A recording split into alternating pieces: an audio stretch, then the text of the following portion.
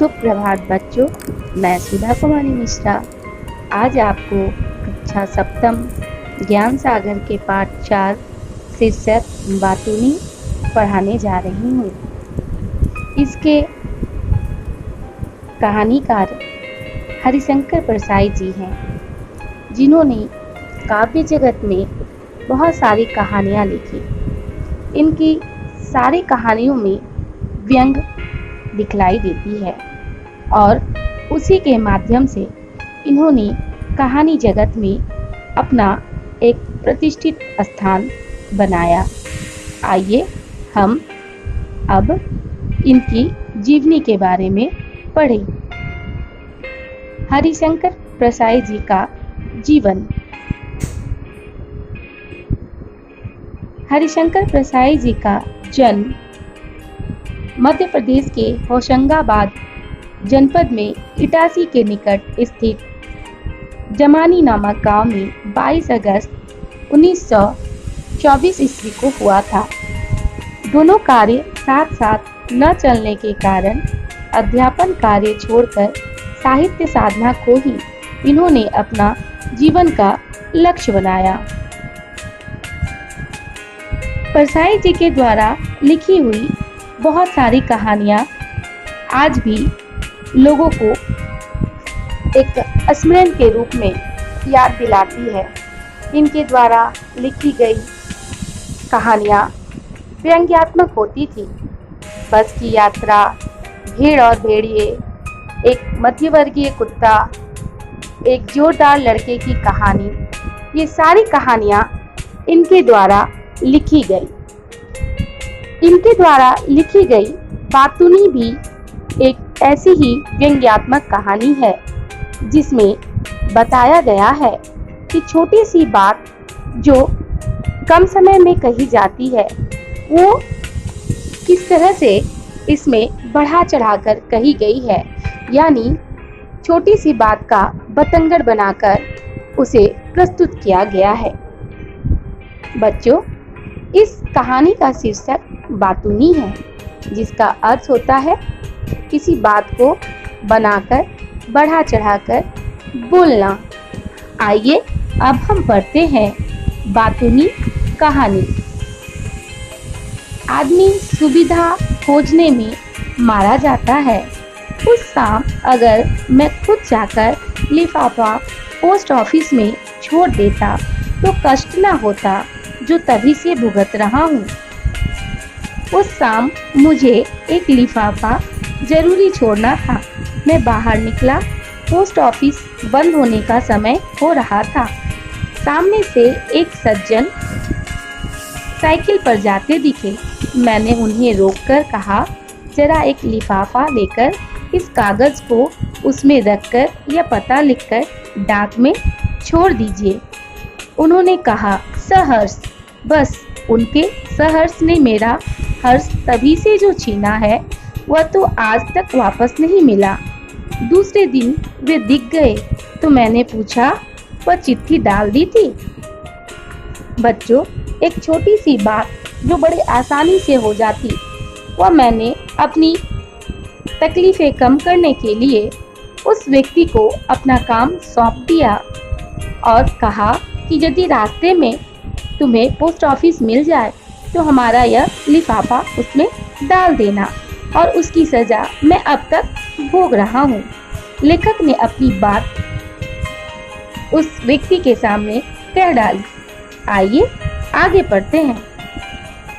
आप बताइए, इसका जवाब ज्यादा से ज्यादा कितना लंबा हो सकता है?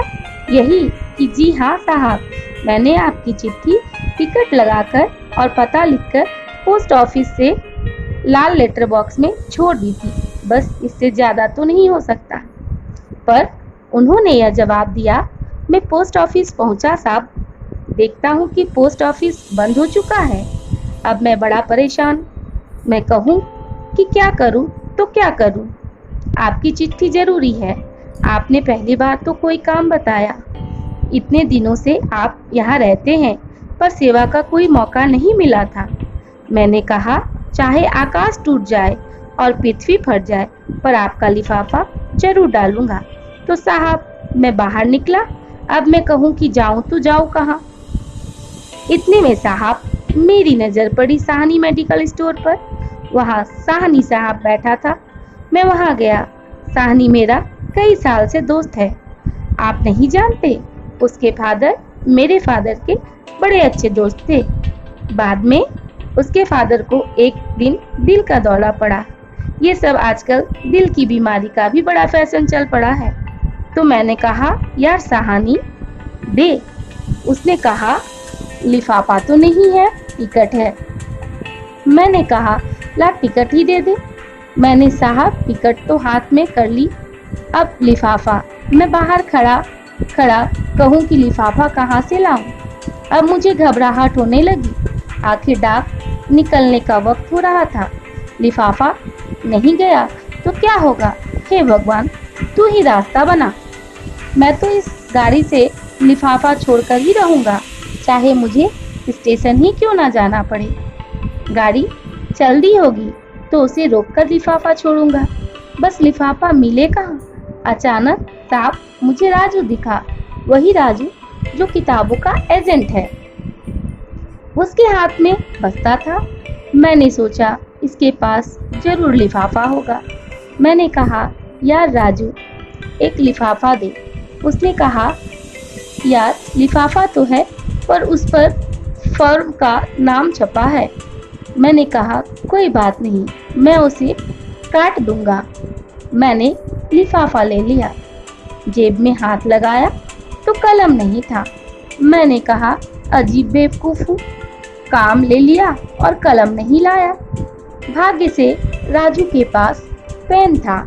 मैंने कहा, यार पेन दे दे, और उसने साफ फौरन निकाल कर दे दिया। राजू में इतनी बात अच्छी है, उसके पास कोई चीज हो तो फौरन दे देता है। अब मैं कहूँ कि काहे पर रख कर लिखूं।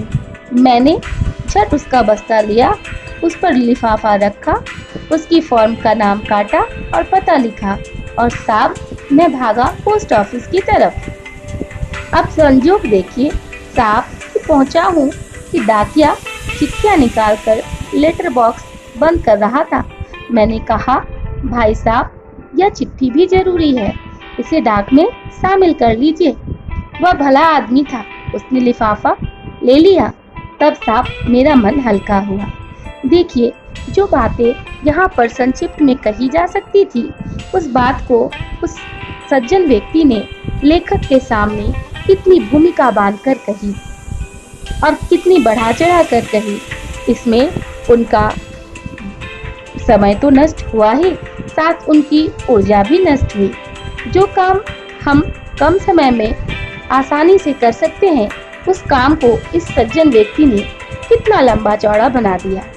आइए आगे पढ़ें। यह मैंने बहुत संक्षेप में लिखा है। उन्होंने लगभग आधा घंटा इस विवरण में लिया।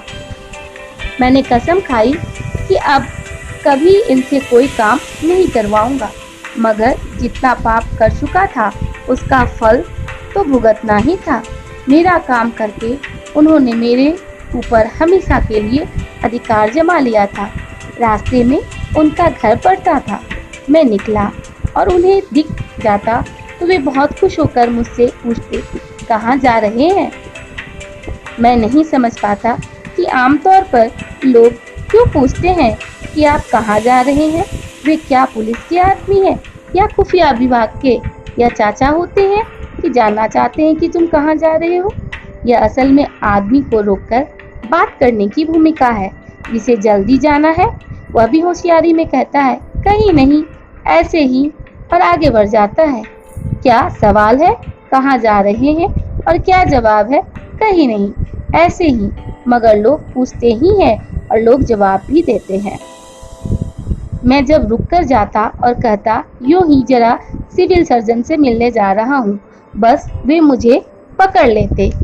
अच्छा, डॉक्टर गुप्ता से। वे हमारे चाचा के बड़े अच्छे दोस्त थे। अब उस सज्जन व्यक्ति ने दूसरी बात और खींच डाली और उन्होंने अपना रिश्ता भी बना डाला। नागपुर में पास बंगला था। हमारे घर आते तो मुझे गोद में लेकर खिलाते। मिलते हैं तो कहते हैं, क्यों बेटा, भूल गए, घर नहीं आते हो? वे 10-15 मिनट तक डॉक्टर गुप्ता से अपने पारिवारिक संबंध बताते। कभी मैं कहता, प्रोफेसर तिवारी से मिलने जा रहा हूँ। वे कहते, अच्छा अच्छा, तिवारी जी से मिलने? हमारे फादर इन लॉ के बड़े पुराने दोस्त हैं, दोनों साथ पढ़ते थे। अभी भी वे हमारे प्रति प्रेम भाव रखते हैं। कभी मिल जाते तो कहते, कभी घर आओ। मैं किसी काम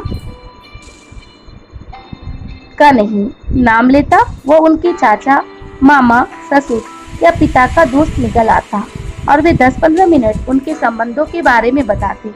एक दिन कहूँगा, डाकू जालम सिंह से मिलने जा रहा हूँ, तब वे शायद झटके में कहेंगे, अच्छा डाकू जालम सिंह, वे तो हमारे फादर के बड़े अच्छे दोस्त हैं, दोनों साथ में डाका डाला करते थे। जालम सिंह ने तो मुझे गोद में खिलाया है। फिर एक दिन कहूँगा, भगवान से मिलने जा रहा हूँ। वे कहेंगे, भगवान से? अच्छा अच्छा, वे तो मेरे चाचा के बड़े अच्छे दोस्त हैं, दोनों स्वर्ग के साथ काम करते थे। मेरा नाम उन्हें बताइए, वे पहचान जाएंगे, मुझे तो भगवान ने गोद में खिलाया है। अब अपनी यह हालत है कि उस रास्ते को छोड़कर करीब आधा मील का चक्कर लगाकर जाता हूँ। एक दिन वे बाजार में मिल गए, कहने लगे, आजकल आप दिखाई नहीं देते। मैंने कहा, बाहर ही निकला नहीं, घर में ही रहता हूँ। उन्होंने कहा, अच्छा तो फिर घर पर ही दर्शन करूँगा। मैं कहकर फंस गया, अगर वे घर पर दर्शन करने आ पहुँचते तो घंटों बैठ के मेरा ही समय बर्बाद किया करते। सोच विचार के बाद यह तय किया कि मैं फिर उनके घर के सामने से निकलना शुरू कर दूं, वही दर्शन दे दूं, ताकि वे घर पर दर्शन करने ना आ पहुंचे। उस सज्जन से मुझे डर लगता है, वे मुझे दूर से ही देखते हैं तो चेहरा खिल उठता है, मैं कांप जाता हूँ। वे घंटे भर से कम नहीं छोड़ते, उनके चेहरे पर वही भाव होता है जो सुरसा के मुख पर हनुमान को देखकर आया। सुरसा ने कहा था, आज सुरन मोहि दिन आहारा, आज देवताओं ने मुझे भोजन दिया। ये सज्जन भी किसी परिचित को देखकर मन ही मन कहते, आज सुरन मोहि दिन आहारा। वे पास आकर हाथ पकड़ लेंगे और एक पाँव से आपका पाँव दबा देंगे और मुंह मिलाकर घंटे भर बकते जाएंगे। हम तो राह देख रहे थे कि कोई कर्नल जिम कॉर्बेट पैदा होगा तो उनसे हमारी रक्षा करेगा। देखिए बच्चों, किस तरह से लेखक ने अपने मन की बातें कही, क्योंकि कभी कभी ऐसा होता है कि हम हालात, परिस्थितियों के सामने नतमस्तक हो जाते हैं। उन्होंने अपना एक छोटा सा काम क्या उस सज्जन व्यक्ति को कह दिया। उस सज्जन व्यक्ति ने इन्हें अपना ऋणी मान लिया, दास मान लिया और सोचा जब जैसा चाहेंगे उनको उसी तरीके से अपना दास्तान सुनाते रहेंगे। ये बात इस कहानी में व्यंग के रूप में परसाई जी ने व्यक्त किया है। आइए अब हम इस कहानी को ध्यान से पढ़ लेंगे और फिर इसके बातों पर, इसके शब्दों पर और इसके व्यंग पर ध्यान देंगे। धन्यवाद।